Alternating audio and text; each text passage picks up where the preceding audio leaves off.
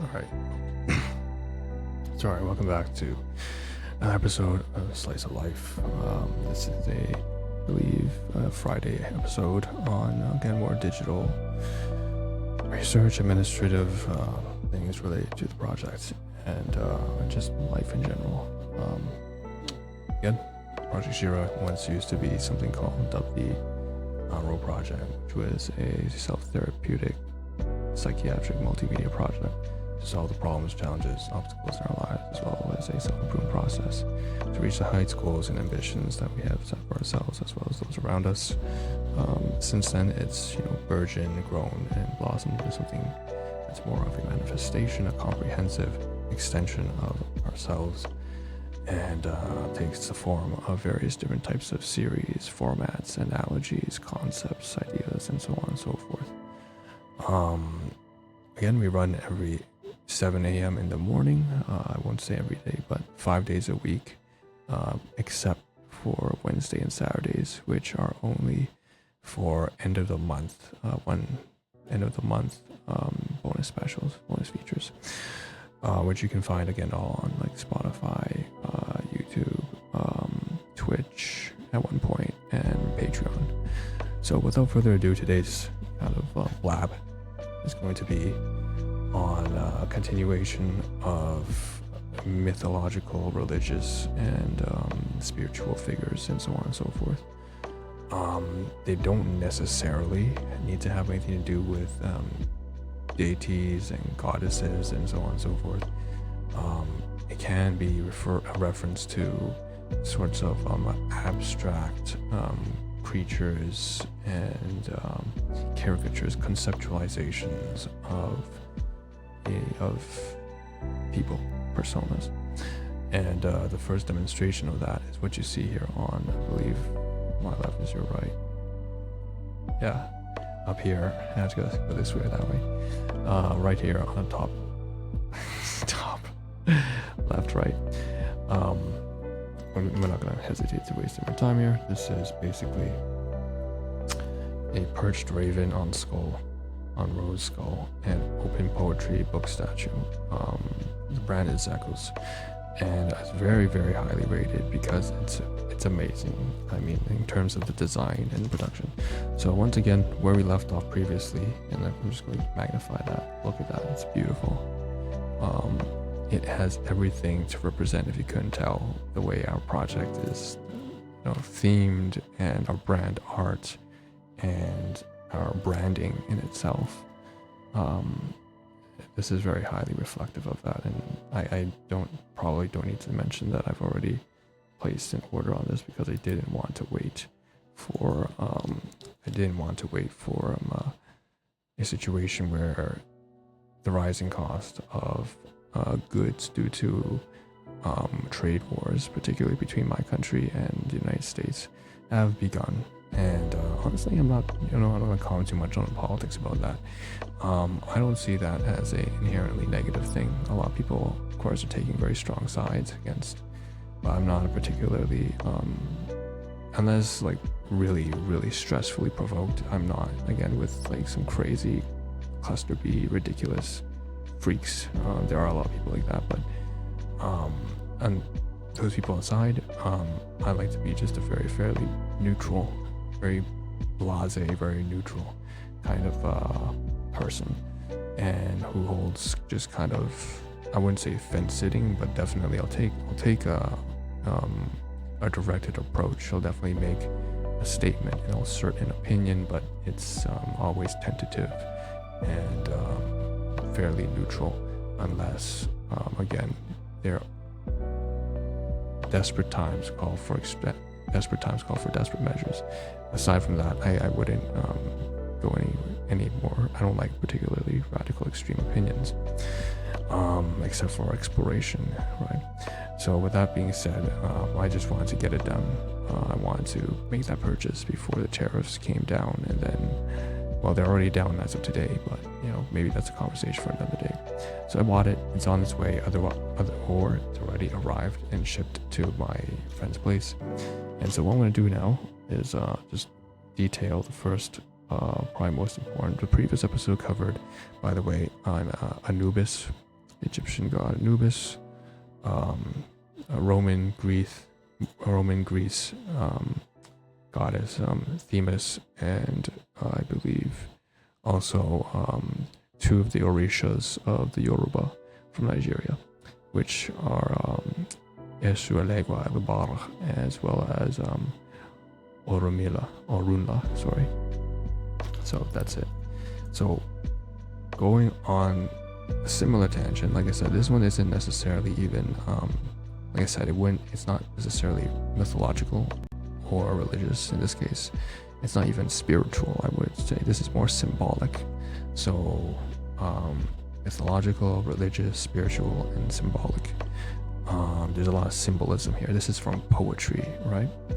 And it comes from pure imagination, the creativity of the human condition, to flip a juxtaposition of tragic events such as death and morbid, somber, reclusive abyss, things that depict death, right? If you can't tell by the skull, and are able to flip that into some sort of, it's like aging like fine wine, right? It's something that's beautiful, that comes from struggling, intense torture and suffering.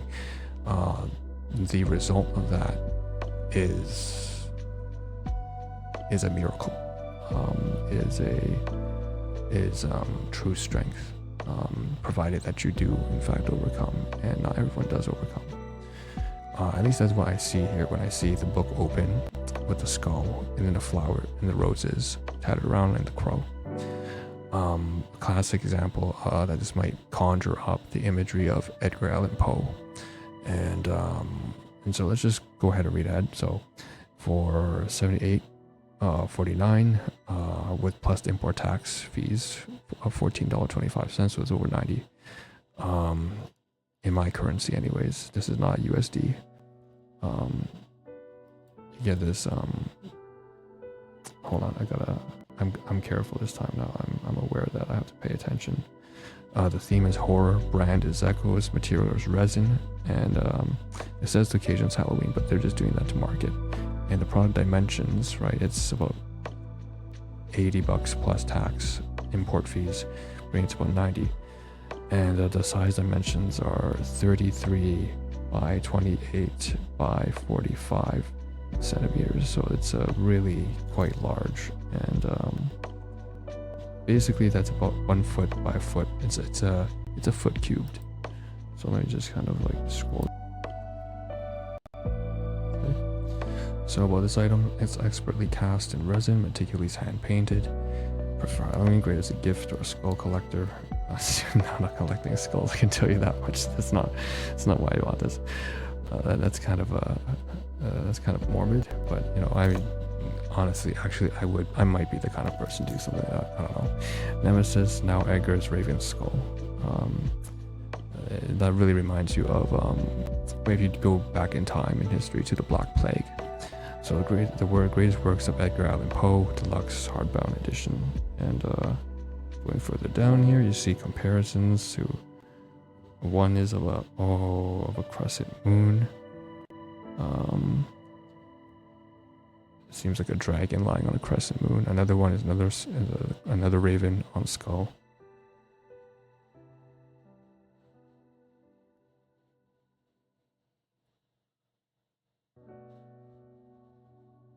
That one's even a dagger. Wow, it's amazing. That one over there isn't. There's a crescent moon, but there's a dragon that breathes out fire, and the fire turns into a blade. Now, here's the thing. I'm not here to so I suppose there's mythology, religion, spirituality, and fantasy in addition to symbolism.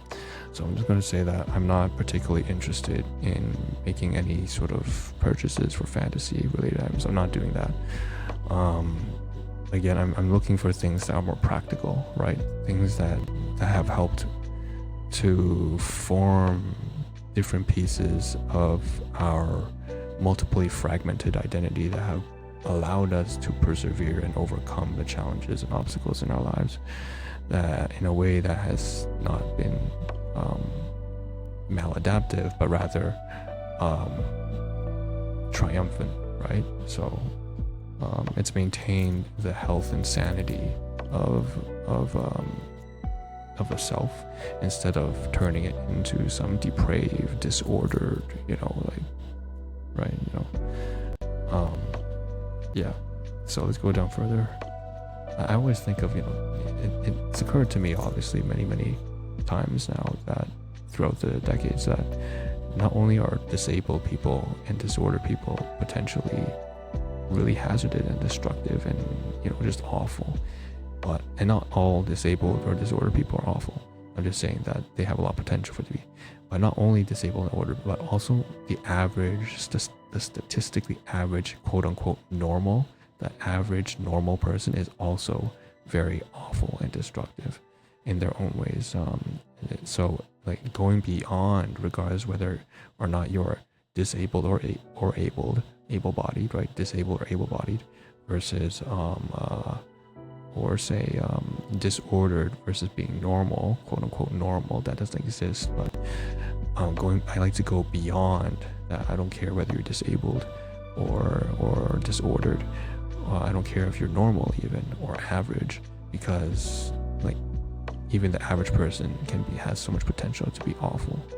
And I'm trying to go beyond all of that, right? Trying to be decent and civil, which is apparently a bar that's higher than substantially higher apparently than the average person.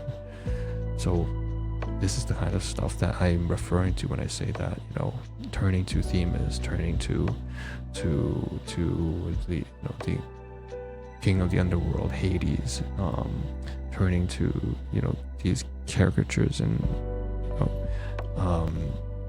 imaginary poetic literary devices of the raven upon a skull, with blossoming around with a bouquet of roses and stuff like that. This is what I mean by bringing out the best in humanity, and this is how I do it. This is how we do it.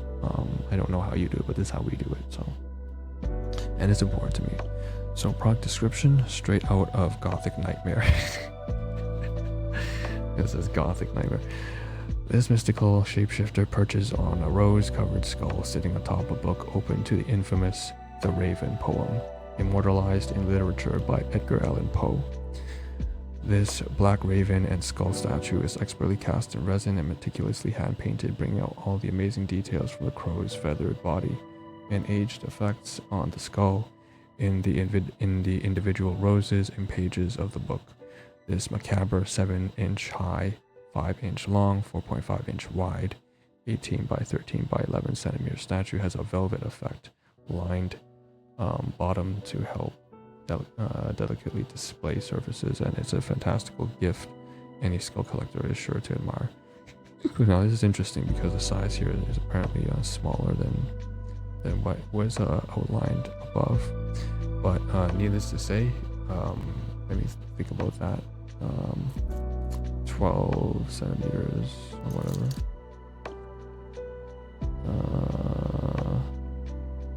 7 inches high, so 18 centimeters. That's still pretty large, honestly. That's about 20 centimeters high. 10 centimeters, okay. Yeah, that's alright. It's still worthwhile.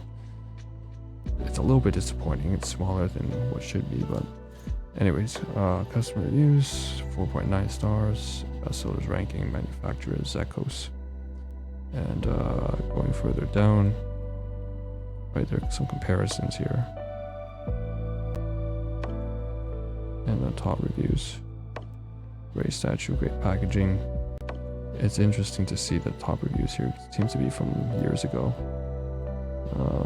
But here's from the other countries, like the States, and from Mexico. Very beautiful piece, very well made. Okay.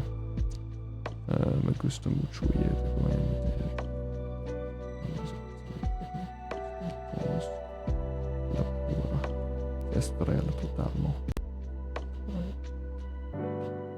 Okay, so great. That's about it. Let's move on. But you can't tell. If you can't tell, like this is a fantastic rating here. It's 90% are 5-star ratings. 90% 5-star rating. That is insane. Okay. All right, so let's just do a pause here. Original creation. I'm not sure why the dimensions are wrong, but it doesn't matter. Let's move on to next. All right, and there's just a major blunder there. I'm a little irritated now because I think I have to edit this episode yet again. I hate doing that because every time I have to edit, it always means I have to make a duplicate, and that just takes up more space, which I have to delete again, so it's a waste of time. But anyways, I need to cover something up. Needless to say, this is the next thing we'll discuss, and this is a statue of Shiva. Oh shit. I don't know what that lag was all about. I'll just read it to you. So this is a top collection Shiva statue in Padmanasana lotus pose. Hindu god destroying evil, ignorance, and death sculpture. Collectible figurine, 4.8 star, 193 ratings. It's not the same, but it's pretty close to the Zeko's Raven on skull. And what you can see here is, one hand with a scroll, the other with a trident, and then around his neck is a snake. And he's sitting cross-legged. Of course, he's the same way that Buddha would. Different angles and shots. I'm not sure if I really want to do that though. It take up too much space.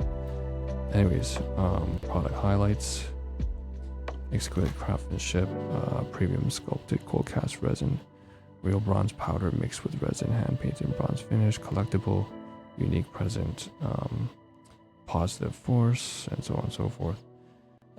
Now, I'm gonna say Shiva, I don't know how much, if I can recall. I know that when I used to go to the Damsamyu, that's the Buddhist temple that we have up by is by Steeles in Bayview. And if you know, that's basically borderline like Thornhill. It's Thornhill, another district in our like big metropolitan city. And it's a traditional Chinese, Buddhist temple. You think of like what's a good example? Like in the 90s, in 95, a lot of Hong Kongers were fleeing Hong Kong after Britain at the time had decided to return the city of Hong Kong back to the domain and jurisdiction of modern day communist China, or the PRC, People's Republic. And in the between 1945 to 1960s, a vast majority, as from the communist takeover, there was a substantial amount of the democratic republics, Democratic People's Republic. So that would be, I'm not sure, I might have used the wrong term. I feel like I may have made a mistake there and used like a North Korean term. But basically before there was the Kuomintang. Kuomintang is Kuomintang. That was the former nationalistic party. And so there was a three-way war between the nationalists and the communists and Japan. It was a three-way war. And after World War II, the Communist Party and its mass population pushed out the nationalists, who then fled to, of course, most famously, Taiwan and Hong Kong. And so what I'm going to say here is basically that, even though I went to a temple that was, traditional Chinese, in the sense that it's like the Taiwanese, Hong Kong, and the traditional Chinese who had fled mainland China at the time to pursue a life of some sort of like peace and stability outside to, Commonwealth countries like Germany, Australia, Canada, United States, and so on and so forth, UK. The primary religions were Taoism or Confucianism and Buddhism. And so even though when I say that I attended, for most of my life, in Buddhist temple, we did have Indian Buddhistas in there. And you will find that to be a very common theme if you do go to a traditional Chinese Buddhist temple. You will find a lot of Indian Buddhas. And the Matsaranas and so on and so forth, they'll all be there. They have portraits. We have portraits up on the walls and everything like that too. So it's nothing new to me. Now, I will say that, of course, we don't have Shiva in there necessarily. I mean, some do actually. I would say that's not necessarily true, but it's like a different religion, right? Because this is for Hinduism. This is for Hindus and not Buddhists, for Buddhists.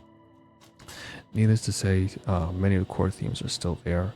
We still have Buddhas which are meant to relinquish evil, right? That's the best way I can put it. Like, we don't use in I guess the prophetic religions like Christianity, Catholicism, the Quran, they tend to use like the sins, right? And in particular in Christianity, they talk about the 7 deadly sins. And if you go back and date it back to the Hellenistic religion, the polytheistic religions, or now we refer to them as mythology, they still talk then about the 7 deadly sins and different caricatures of that. Now, on the other side, when we go to like Eastern philosophy and Eastern religions, we don't necessarily refer to them as sins, but the same thing applies, right? We refer to a lot of hedonistic things like jealousy, materialism as generally impure or misleading. It's a temptation. It's a temptation, right? So, in the pursuit of things like detachment and enlightenment, you would relinquish those vices. And so, again, that's a very common theme between Hindus and Buddhists, regardless of which one you believe in. It doesn't really matter. Or Taoists, even in the same way. So there's just some general similar themes, all the same. And I guess that's why I wanted to pull up here. This is a statue of Shiva. Going further down, we get various comparisons of Shiva sitting down cross-legged. 4.2, 4.7, 4.8 star. Most of these statues seem to be around like $20 to $40, $20 to $50. There's one here that's for 100. And I go further down, again, more relevant suggestions based off of recent shopping. And they're showing me Egyptian Anubis there. So going further down, product dimensions, right, bestsellers rank, 4.8 out of 5 stars, very common. I think you would expect that, right? Right now, India is the most populated country on the world, on the planet. So it's only natural that something like this would be highly rated. And there would be a lot of ratings. So we go further down, finished types, cubic centimeters, home, top collection, 3.51 pounds, and go further down, right, product description, it's the same thing as it was above. Right, the Hindu supreme god ensures the cycle of life by destroying evil, ignorance, and death. That's kind of the general concepts and themes that are attached to Shiva. Going further down, more about Shiva. Customers appreciate the statue's beauty, quality, and detail. They find it inspiring, regal, and well made. That's just an AI summary, honestly. We don't need an AI summary. Okay, so reviews, right, from Nuan, Samarai, and that guy. It's so divine. I'm glad I got it. Feels just the right size for my prayer setup with others. Amazing quality. I won't say that I necessarily pray. That's not something that I necessarily do, but regardless of how you do it, an LR. I truly appreciate the detail and beauty of the pieces. As a Hindu, they will be cherished for many years to come. And Shiva in peace. I am from India. I think this is a beautiful statue of Shiva I've ever seen. It's inspiring, looks peaceful, benevolent, deep in dhyana. Pleasant smile, and yet the strong proportion and muscular form unmistakably conveys his potential as the destroyer. That is something I should mention, right? The general pose of Shiva right now, cross-legged. There's a lot of form There's a lot of form to his pose, and it's meant to convey strength because it is supposed to convey strength. Once again, I'm going to quote it. This is from Christianity, but it doesn't really matter which religion you turn to, whatever spirituality or religion mythology. Again, evil prevails when good men do nothing, right? So you've got to do something, right? It doesn't have to be always direct. It can be indirect, but you've always got to do something. I'm conflicted about having the Shiva idol in the worship room, which would mean I would have to be very disciplined about doing the morning puja every day, which I am not sure that I can. As of now, Shiva blesses us with his presence in our living room. Okay, anyways, so that's it. Let's move on to the next. All right. Next tab is actually very straightforward. Turns out that I just added it to my cart. But you see, the thing is, this is Amazon.com, as in it's from the States. So I'm obviously not going to purchase anything from the States because I'm not referring to the tariffs. I'm just referring to, like, if you know, that, like I said, trade war. But that's not what I'm referring to. The reason why I wouldn't is because, well, I have an account for my own country. But this is the mistake that I made, and I'm gonna express my distaste and displeasure with this because I was stupid enough to actually continuously use Amazon.com. This was like half a year ago not half a year, this was like 3-4 months ago when I searched up all these, mythological, religious, spiritual, symbolic, fantastical figures, and for some godforsaken, stupid ass reason, I sought out Amazon.com instead of .ca. So every time I added something to the wish list or added something to the shopping cart, it's now on the American account, and I can't do anything with that because it's pointless. The prices aren't reflective of what I have to pay, so it's like, what? Anyways, I don't know. I just thought that was a bit of a little rant, a little pet peeve, something dumb, something funny to laugh at. It's like I feel like I wasted all that time. It's just stupid funny. All right. So cart subtotal. So you can tell it's like $385. All of that on the American Amazon. Like, what am I supposed to do with that? I don't know. Just something funny I thought I'd mention. So anyways, customers have viewed items in the browsing history, also viewed the ones below. More suggestions. Again, you see statues. Oh, there you go. And then we have Orunla, and then we have more statues of Shiva. And I believe the last one might be Durga. But yeah, we already have a statue of Durga, so we don't need to worry about that. Alright, anyways, this page is basically just saying that I added to the cart, to the American cart, and I don't need to do that, but let's just move on, close this tab. Alright, this may or may not be the last tab, I don't know. I should definitely speed things up, but I'm having a hard time trying to do that. So this is a search result because we want to bring up the fragments of, because I want to say this, not all of the influences and aspirations and conceptualizations and personifications that comprise ourselves and our identity, like our fragments are not comprised purely of benevolent, let's just say, deities, right? There, we are fundamentally, at least partly human, right? So this is why I, being transparent and honest with it, right? One of the main core themes that I've always incorporated within ourselves, is the complete, well, nowadays there's a term for it, people call it radical acceptance. I'm like, what the fuck? Anyways, people always try and make them look. The point is, to truly conquer and tame the depraved and corrupted side of oneself, the bad side of oneself, the evil, the wrongful side, the devil on one shoulder, the angel on the other, right? Sinistra and dextera. So basically, requires first acknowledging, and then accepting, and then confronting that component of the self, which is why,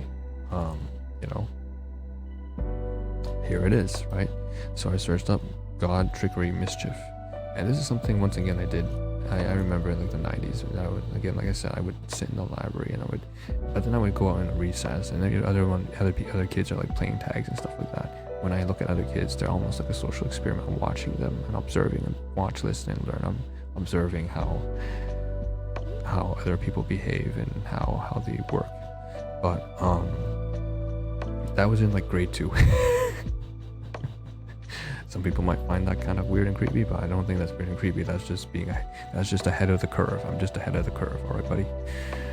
Because people can be really corrupt, and I'm not doing it to learn how to be like them or to take advantage, but in fact learning how to protect myself and protect ourselves, and how to overcome them, as well as even better, even greater, the goal to overcome that fragment. Whatever they're doing, their nonsensical, destructive, negative types of behavior that may or may not involve things like harassment and bullying, abuse, neglect, so far and so forth, violence or whatever. I have a fundamental capacity to do that. We have a fundamental capacity to do that. We are not any bit more special in any way. Absolutely not. And so we have to confront ourselves. I have to confront myself. This is what, again, I know this is like way ahead. Like most people don't even do this when they're like in their 20s, but I was doing this when I was like 6-7 years old. But that was a necessity for the household. So at that time, yes, I was not just studying like gods like Themis and Poseidon and deities and goddesses of like general virtues, but also of deities and goddesses of general malice, right? That's why I mention Hades. That's why I speak Lucifer. That's why I speak Baphomet and Lucien and Asmodeus and Azazel. Okay, so over here we have, while Loki, Eris, and Monkey are great examples of that. Now, of course, when we search the term here, this is not anywhere near as these are caricatures, figures, and personalities of mischief and trickery and deception. Trickery, deception, manipulation is not anywhere near the level of pure sadism, right? Like you would think of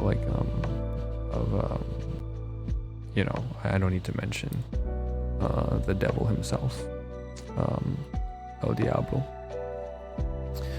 So, needless to say, it's still relevant. So the search here is, while Loki, Eris, and Monkey are great examples of classic gods of mischief, other mythological trickster gods held more important roles in trying to explain why we have the world we do today.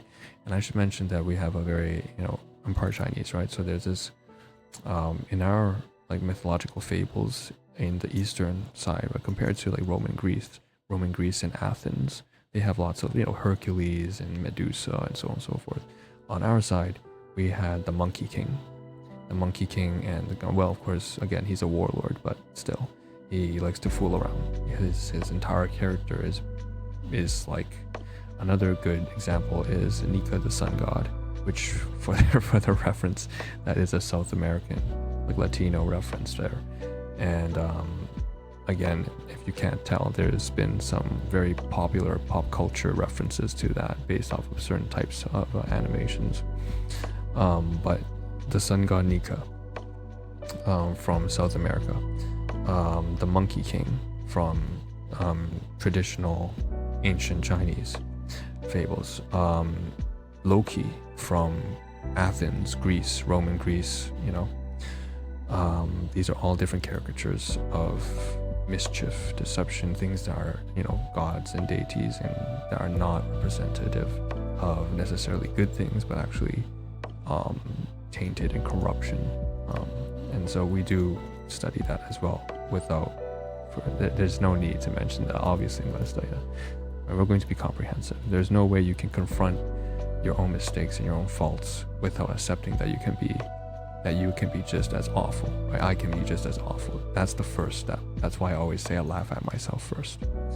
And that's why I detest, I have no respect for people who can't laugh at themselves first, but instead use to laugh at others. It means that they haven't even confronted their own self. So here we go. History cooperative, 11 trickster gods around the world, Loki, Eris, Monkey, and more. The Norse god Loki is described in Norse mythologies as a very capricious in behavior, having tricks for every purpose, while today people know Loki from the character in Marvel movies, which is stupid. Yeah, that's true. When you say Loki now, people are going to refer to like some kind of like comic book character Loki. I'm not talking about that Loki. I'm talking about the Loki that's of course like Roman Greece mythology. I'm talking that Loki, okay? But you know, it's whatever, you know, it's comic. People have fun with that, right? It's entertainment. Played by British actor Tom Hiddleston. I'm not gonna go for it. That's just, you know, I don't think I really want to cover that actually, because it's talking about comics instead of the actual. But yeah, so that's it. I think that's it for this.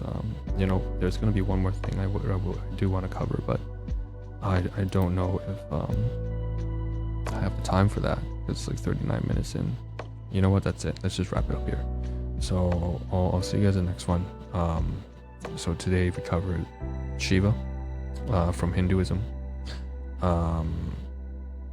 We covered mischief, right? The returns of Loki and the Monkey King, as well as, like I said, Sun God Nika. Sun God Nika actually is a positive figure.